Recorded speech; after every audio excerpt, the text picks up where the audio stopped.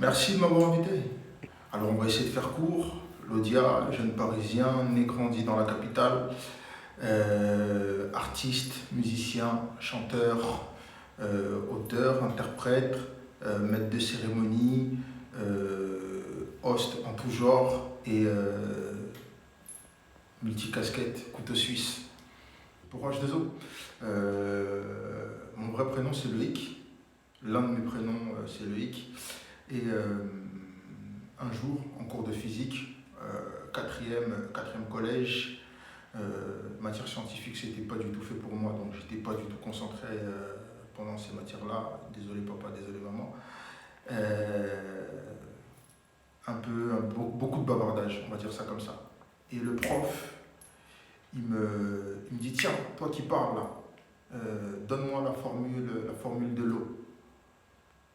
Et je disais, je sais pas moi. Et mes potes avaient l'habitude de m'appeler l'eau. Et du coup, il me dit, ouais, la formule de l'eau, c'est H2O. Et du coup, tu connais au collège, ah, H2O, H2O. Et puis c'est parti de là. La musique aujourd'hui, c'est un tout. C'est ce qui vous a emmené ici. C'est ce qui a permis à ce que je sois celui que je suis aujourd'hui, que j'ai ma petite renommée, on va dire ça comme ça. Donc la musique représente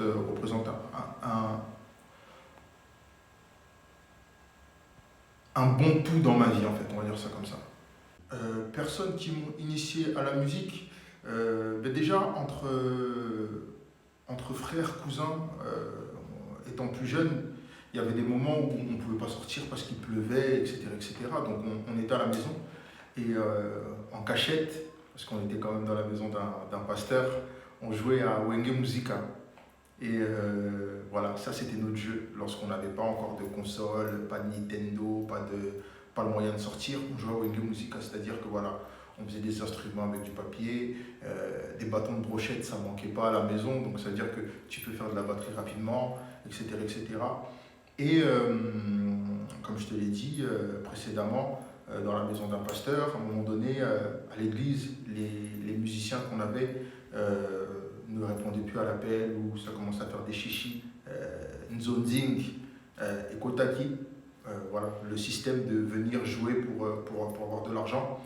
Et les parents, en fait, en ont eu un peu marre, étant investis dans l'église.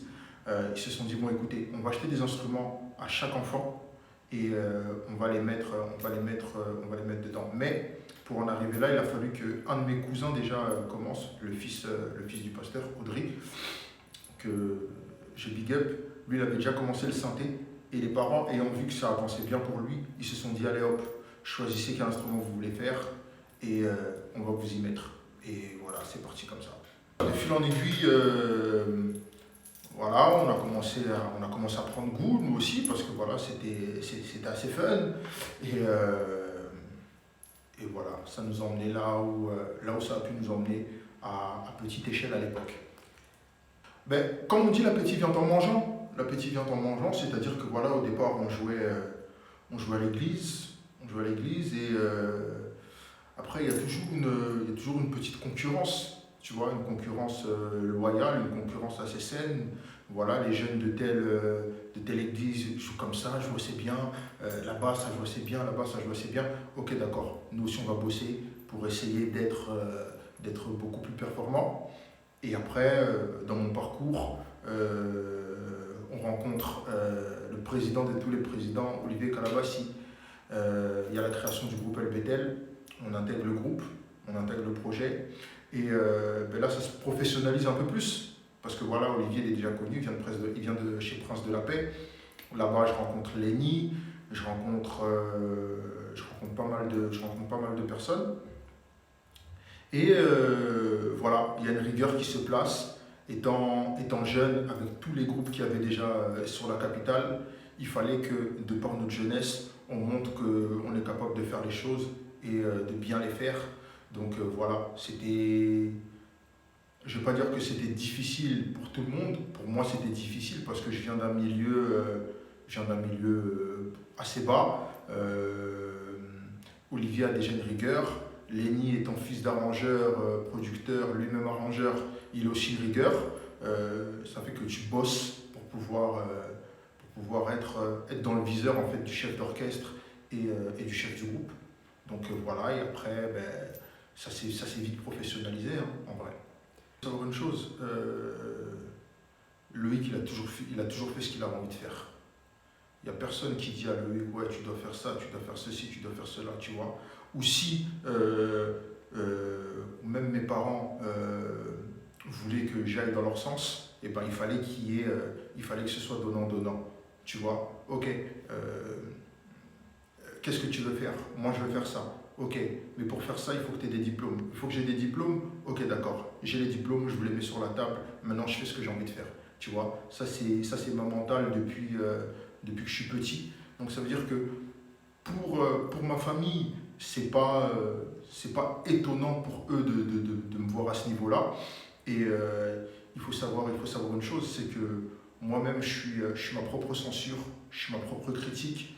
Ça veut dire que je peux faire de la musique mondaine, comme on aime le dire, mais ils voient et ils savent qu'il y a une différence entre moi et le reste.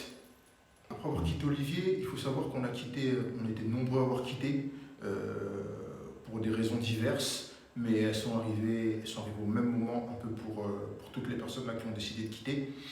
Et comme je t'ai dit, tu as vu, Lenny, c'est un ami, un frère que je connais depuis maintenant plus d'une vingtaine d'années. Et on était tout le temps ensemble. Et quand je te dis tout le temps ensemble, c'était vraiment tout le temps ensemble. Et là où on allait, studio, on est là, soirée, on est là, concert, on est là, etc. etc. Ça fait qu'on rencontre Cédric Niaco, big up, on rencontre Niaco, on rencontre Kies, des Bosquets, big up, mon manager, on rencontre Eddie, et on discute. Ah mais les gars, c'est comment, et tout, etc. etc. Et Niaco qui travaillait déjà avec Franco et Narcisse au Studio 46, étant familier avec eux. Voilà, il se dit qu'il y a matière à faire, on peut faire ceci, cela, ok d'accord. On s'est revus, on a parlé, voilà, on va monter un concept, parce que la musique, à ce moment-là, la musique elle est en stand-by. Tu vois, la musique elle est en stand-by. On va lancer un concept, on va faire des soirées et tout, et on va, voilà, ok, d'accord. Et du coup, on commence à faire des soirées sur la fin du Studio 46, parce que le Studio 46 je ne vais pas dire en déclin, mais il y allait avoir une fermeture administrative qui fait que voilà, le studio n'était plus ce qu'il était. Et sur les derniers instants du studio, nous on a eu à organiser des soirées, on a eu à hoster. La chance que j'avais, c'est que je touchais déjà le micro. Voilà, lorsqu'on a créé le collectif Vichenko, moi je touchais déjà le micro. Niaco, excellent rappeur, donc ça veut dire que le micro il connaissait aussi. Kies aussi était rappeur, mais Kies, voilà, ça c'était pas son délire, tu vois. Et après, Eddie aussi a touché le micro, Lenny beaucoup en retrait, les autres frères aussi en retrait. Et ça fait que voilà, en soirée, j'ai commencé à toucher le micro. De par ma connaissance musicale. Parce qu'il faut savoir une chose, chez Olivier, j'ai été batteur. Mais à un moment donné, il a voulu que je touche le micro. J'avais un peu de réticence. J'étais un peu frileux à l'idée de prendre le micro. Mais en soum, on travaillait un peu. Et j'ai été complexé un peu par ma sœur, pasteur Marianne Matadi,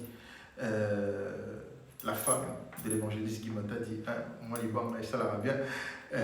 J'étais un peu complexé par la voix de ma sœur parce que ma sœur chante super bien, tu vois. Elle chante super bien. Et quand elle chantait, tu sais, des fois j'essayais de me placer, mais j'y arrivais pas. À cette époque-là, tu vois, j'y arrivais pas, ça veut dire que voilà, j'ai travaillé un peu de mon côté pour pouvoir avoir un certain niveau. Et arrivé en boîte, ben, l'ambiance, bam, on envoie. Et je ne le remercierai jamais assez, un frère de parcours que j'ai eu à rencontrer dans le monde de la nuit, Sidney Paka. Aujourd'hui, il y aura beaucoup de dédicaces et beaucoup de shout-out. Qui me dit, frère, t'es bon, fais un morceau, ça va marcher. Tu bosses déjà en boîte, on est déjà là, tous les samedis, tu nous enjailles, tous les vendredis, tu nous enjailles. fais un morceau, ça va marcher. Ok, j'en parle avec les frères, j'en parle avec Niako, j'en parle avec un peu tout le monde, Merco.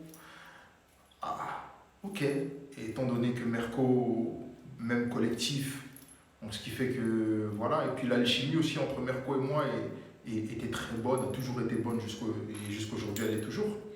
Ok, on se déplace d'où j'habitais jusqu'au fin fond du 9-1 à Dourdan. Et un jour, bam, on décide de faire un morceau. On fait le morceau. Et on le balance dans la soirée. Parce qu'il s'avère que c'était du coupé-décalé. Parce que la boîte qu'on avait, c'est une boîte qu'on avait reprise, qui était déjà un peu à tendance ivoirienne et coupé-décalé lorsque ça avait fait rage en 2006 et les années qui montent. Donc du coup, moi, j'ai su maîtriser en fait les concepts ivoiriens. J'ai su maîtriser le coupé-décalé. Et la chance que le coupé-décalé m'a donné, à l'instar de la musique congolaise, c'est que le coupé-décalé, comme on disait à l'époque, quand ça mousse, ça mousse. On ne va pas se poser la question de c'est qui, s'il vient d'où, nanana. Alors que peut-être que j'aurais tenté de rumba, ouais, Sunani. Tu vois ce que je veux dire? Coupé-décalé, si ça mousse, tu vois. Et là, ça a moussé, ça a pris. Et on a balancé le morceau plusieurs fois dans la soirée, les gens ne savaient pas qui c'était. Et à un moment donné, Niako a dit, voilà, le morceau que vous avez entendu, eh ben, c'est le frère qui l'a fait. Ah ouais, de là, c'est parti. Tu vois, ça veut dire que le temps que je quitte El Bétel, on passe par le studio 46, jusqu'après le studio 46, on passe par le nombril, il y a peut-être 2 ans ou 3, où je ne suis plus musicien, tu vois. Et voilà, c'est parti de là. C'est reparti de là, on va dire. Le son en question, c'est du bombe. C'est du bombe, parce qu'en fait, il y a eu plusieurs versions de C'est du bombe. Il y a une première version où j'étais solo. C'est cette version-là qui est sortie. Et étant friand de la culture US, je me suis dit, il faut qu'on fasse un remix. Et à l'époque, il y a Busta Rhymes qui sort Touch It Remix. Touch It Remix avec les couleurs, avec d'autres intervenants et tout. Et moi, c'était ce que j'avais en tête. Encore une fois, avec nos faibles moyens. Tino, on va clipper, on loue en studio, tac, avec les décors. On a juste changé les décors, on a adapté nos tenues aux décors. J'ai appelé les frérots Killa, shout out, Isby, shout out, Kinshasa, qui est devenu aujourd'hui Nastoli, shout out. Enfin, qui est retourné à sa vraie nature, Nastoli, parce que Kinshasa c'est un alias, et Nastoli c'est son prénom, et aujourd'hui il est dans le gospel. Et on a fait le morceau. Et quand on fait le morceau, celui-là est clippé, parce que C'est du bombe normal est clippé, et n'est pas clippé, donc C'est du bombe remix clippé. Pour l'époque, un bordel. En termes de chiffres, en termes d'impact, en termes de tout. En termes de tout, c'est un bordel. Tu vois, encore une fois, chez Merco, on a retravaillé chez Merco. Parce que le premier morceau n'avait pas de refrain. Sur le remix, on s'est dit, voilà, on va avoir un refrain. Chacun va faire le refrain, mais le refrain, ce sera pour introduire celui qui va venir après. Et c'est parti de là. Ça a pris, ça a donné. Et beaucoup de gens connaîtront plus C'est du bombe remix plutôt que le C'est du bombe normal. Et après, voilà, il a fallu donner un titre en réalité qui va rester dans la tête, parce que quand on entend C'est du bombe, ça veut rien dire. Ben justement, c'est fait exprès, tu vois. Parce qu'en fait, on voulait travailler sur la mémoire des gens. Mais ils disent quoi, C'est du bombe? Oui, ben, ça reste dans la tête, tu vois. Et c'est comme ça qu'on a su évoluer après. Après C'est du bombe, oui, il y en a eu pas mal. Il y a eu Vakoum qui a été clippé, mais on avait eu des problèmes de diffusion, donc le clip n'est pas sorti. Il y a eu d'autres sons par la suite, il y a eu du live, il y a eu encore des sons en solo, parce que voilà, j'ai eu la chance de basculer entre le monde coupé décalé et showcase personnel et le monde congolais live avec une orchestration. Je ne me permettrai pas de le dire parce que peut-être qu'il y en a eu avant. Peut-être qu'il y en a eu avant. C'est vrai qu'il y a eu des groupes. C'est vrai qu'il y a eu des groupes. T'as eu. Ouais, il y a eu des groupes, mais je sais pas en vrai s'il y a eu des featuring. Je ne sais pas. Je ne sais pas. Peut-être que tu m'apprends un truc. Je sais pas, on regardera. On regardera et puis si. Et puis si c'est vrai, il y a peut-être des gens qui le témoigneront en commentaire. Il y a déjà Anti-Volcan. Anti-Volcan, là où le président Olivier était déjà dans sa jeunesse. Il y avait Mike Diapason, Mike Jenny et d'autres anciens. Banalomière a toujours existé. Banalomière a toujours existé. Un gros collectif. Un gros collectif. Je ne sais pas si on peut dire que c'était un Viva ou bien un truc, mais Banalomière existait déjà. Et après, lorsque nous on entre en scène, ben, t'as Jessie Matador, là c'est les Sao qui font le taf, tu as Ange d'Afrique, tu as qui encore? Jamenko,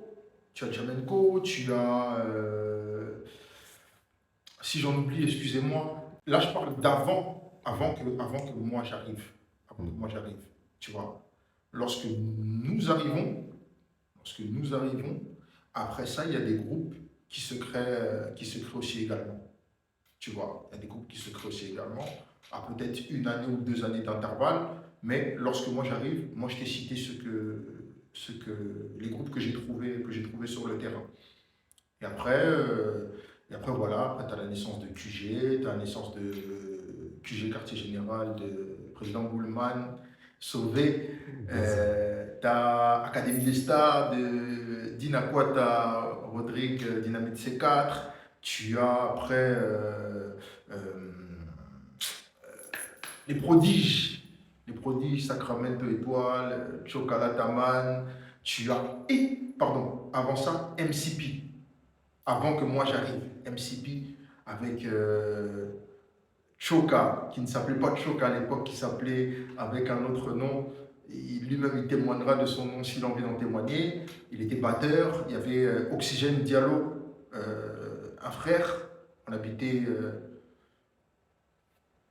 Nos quartiers étaient limite collés. Il habitait dans le quartier d'un de mes cousins. Donc, ce qui fait qu'on était tout le temps ensemble. Et ce mec, il est malade depuis qu'on est petit. On va sur Paris, on se boit qu'à la traîne.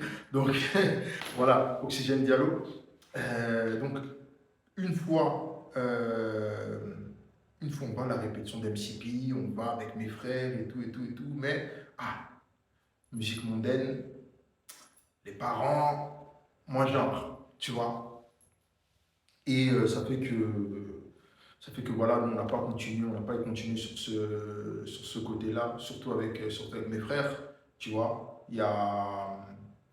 J'aurais pu continuer, moi, de mon côté, mais tu sais, quand t'es avec tes frères, c'est toujours mieux, il y a une sécurité, il y a tout plein de trucs qui font que, voilà, tu t'arrives à continuer les choses quand t'es avec les tiens. Et voilà, et après, voilà, je reviens dans la liste de ceux qui viennent après. Il y a tous ces groupes-là qui se créent. Je ne sais pas si les probos sont là avant nous. Après, tu vois, tu as la Saomera, la Cinésia, la Ménésia, les Vipagis, maillons forts. Et les maillons forts sont là aussi avant moi. Les maillons forts sont là avant moi. Le président Kevin Mola, ils sont là avant moi. Et il y a mon petit frère qui est là avant moi, mais sans être là avant moi parce qu'il n'était pas vraiment artiste. Il était plus manager-promoteur, Mwindal Mannequin, qui déjà en 2006, lorsque nous on est dans les parcours et tout, etc., qui manage Lacoste. C'est-à-dire que c'est l'un des, s'il faut le dire, c'est l'un des plus jeunes managers que la communauté ait connu en Europe et Kinshasa mélangé. D'accord? Manager de Lacoste, patati patata. Et lui aussi, il a déjà sorti des sons avant que moi j'en fasse. Voilà, il a sorti Boulevard des Plaies, Ndoka Bolingo, où il prend CNN, Abigail, Iglesias, Nestor Francesco à l'époque. Aujourd'hui, il fait autre chose. Et d'autres chanteurs, ils font une rumba de feu pour l'époque, tu vois. Mais moi, c'était pas mon créneau, ça m'intéressait pas.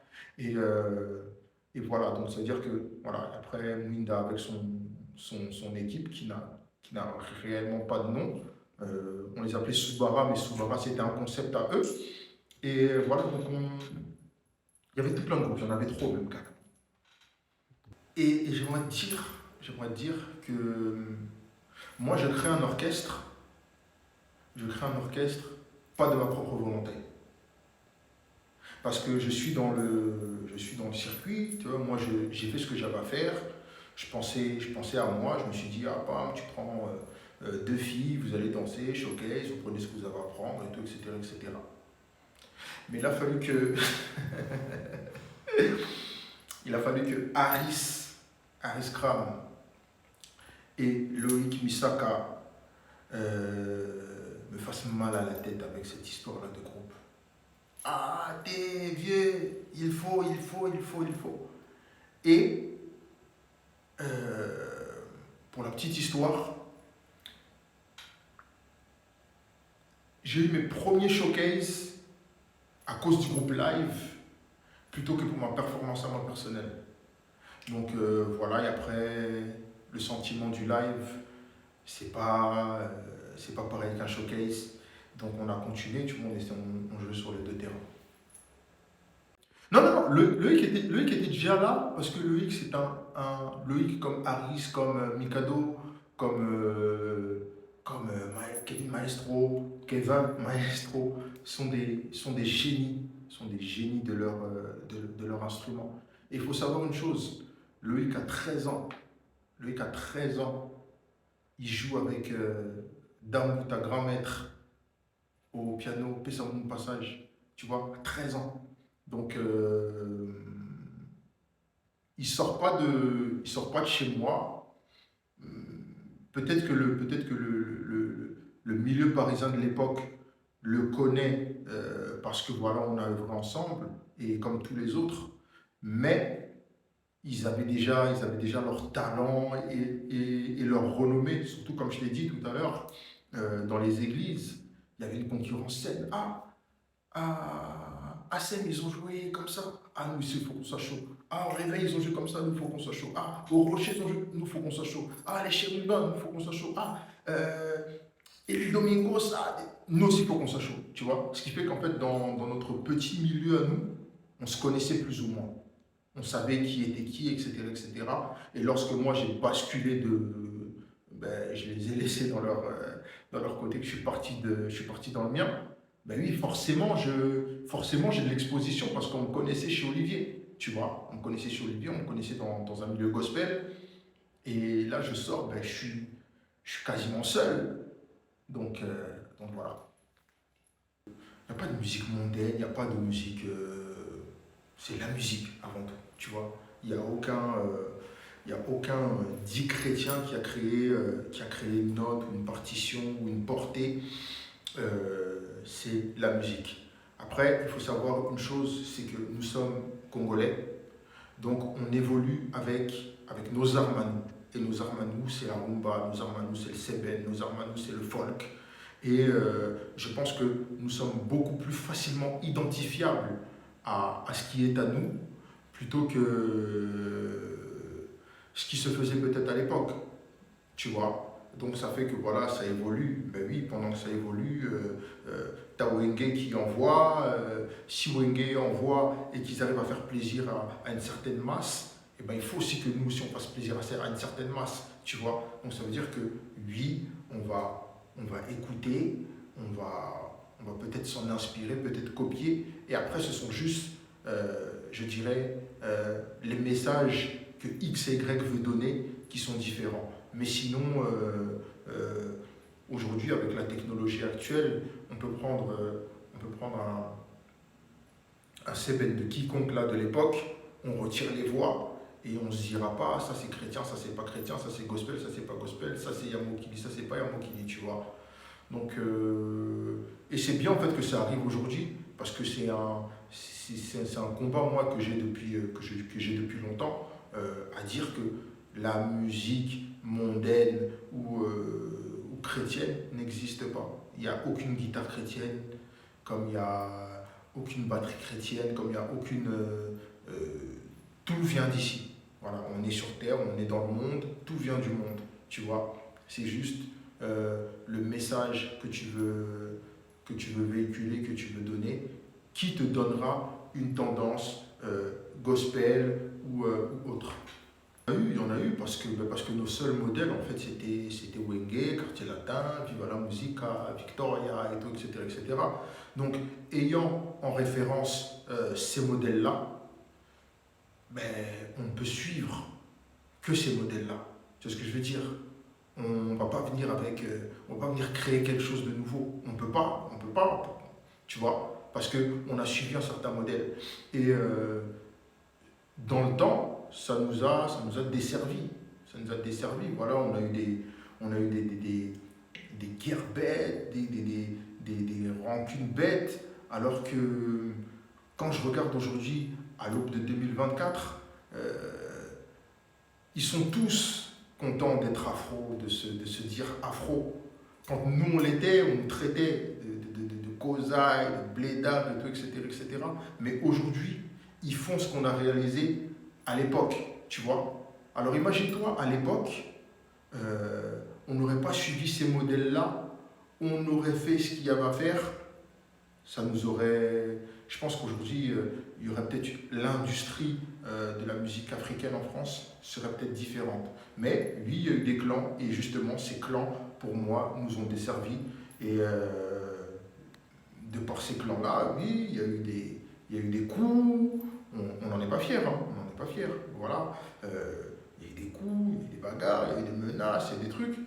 De la bêtise aujourd'hui avec le recul, tu vois. Mais il y en a eu, et je dis que c'est de la bêtise, oui, mais peut-être qu'il a fallu passer par ça aujourd'hui pour comprendre, tu vois. Donc, voilà. En tout cas, nous, notre clan, à nous, il était...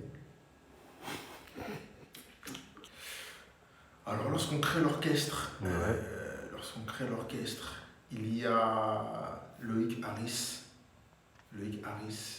Mikado, le chef, hein? Il y a un de mes frères, Maestro Mendez, qui joue une partie avec nous, mais après il se retire. Il y a Dior Disc qui joue avec nous. Il y a Glenn Lelo, doyen, qui joue avec nous à un moment donné, mais après il se retire. Et après, là je parle juste pour l'arrière. Hein. Là je parle pour l'arrière. Après tu as Kevin Maestro qui vient et qui s'installe par le biais de Loïc. Voilà, c'est Loïc qui ramène Kevin. Il y a Mickey Bingi qui aujourd'hui joue avec NASA. Ça c'est dans le début, ça c'est dans l'ossature, sur ce qui est arrière.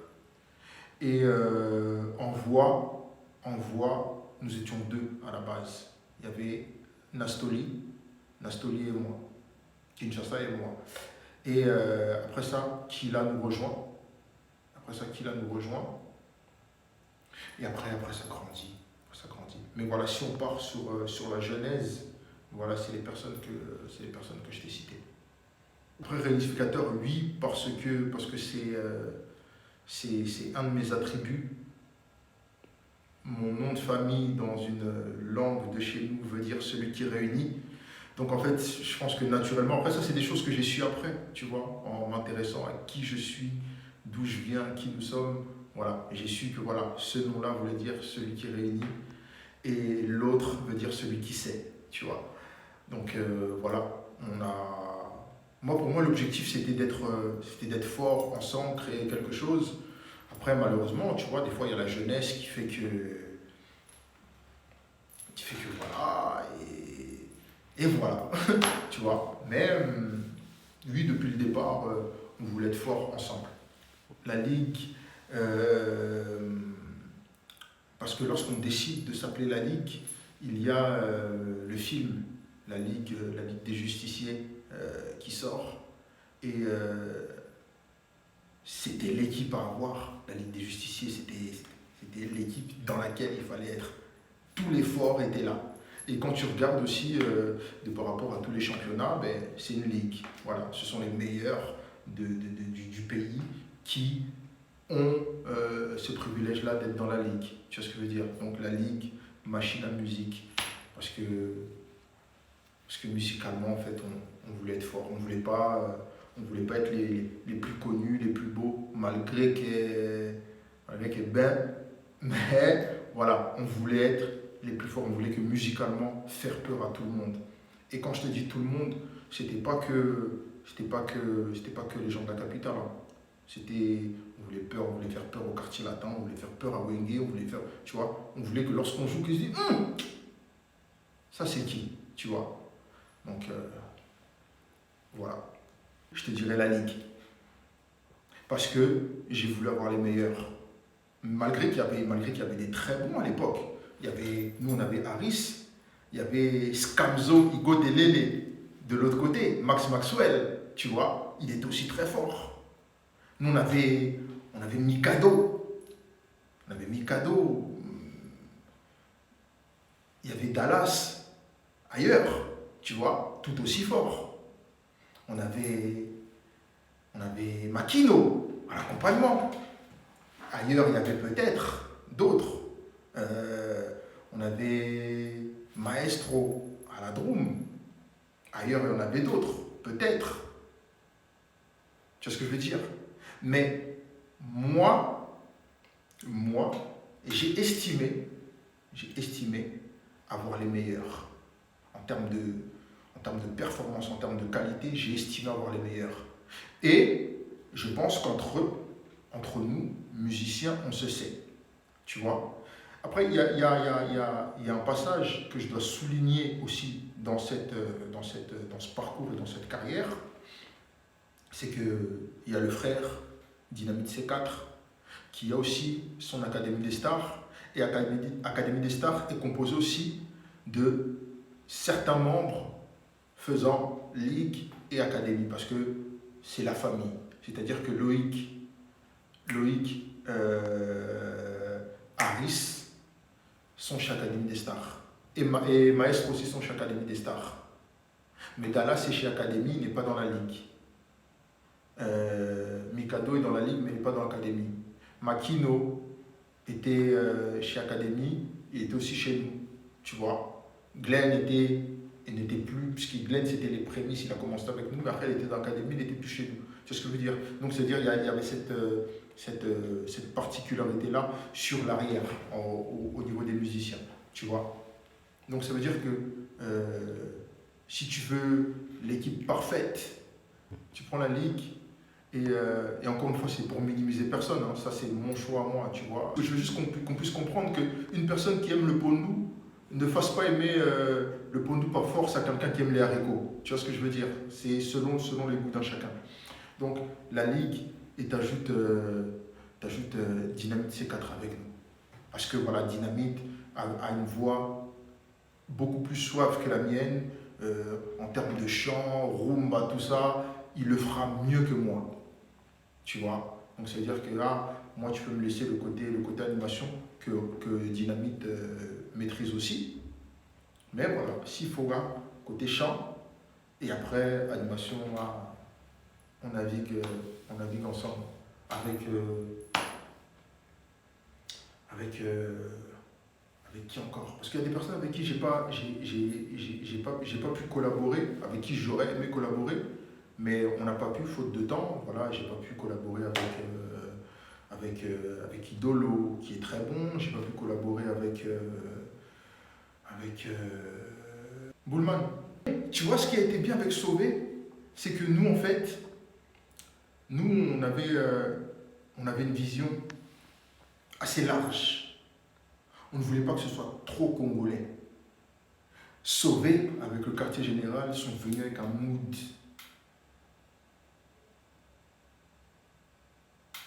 Hein? Ils sont venus avec un mood, ma tête qui cesse au côté. Tu vois ce que je veux dire?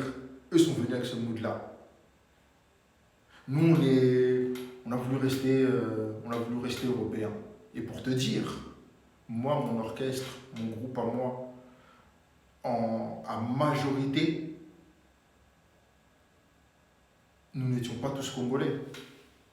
Tu vois, j'ai eu des Ivoiriens, Kila.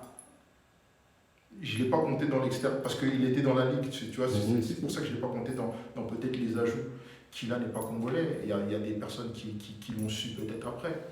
Tu vois, et Kila a frappé fort. Tu vois, Charmeur qui n'est pas congolais.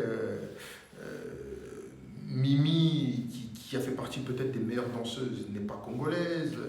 Nad, qui était ivoirienne. J'ai eu des Antillaises comme Suzy. J'ai eu. Voilà, tu vois, nous, on n'était pas congolo-congolais. Tu vois ce que je veux dire? Alors que QG de Bullman avait ce mood-là. Et c'est bien, parce que voilà, ça permet en fait à tout le monde de chercher à être encore plus le meilleur, à être encore plus regardant. Donc voilà.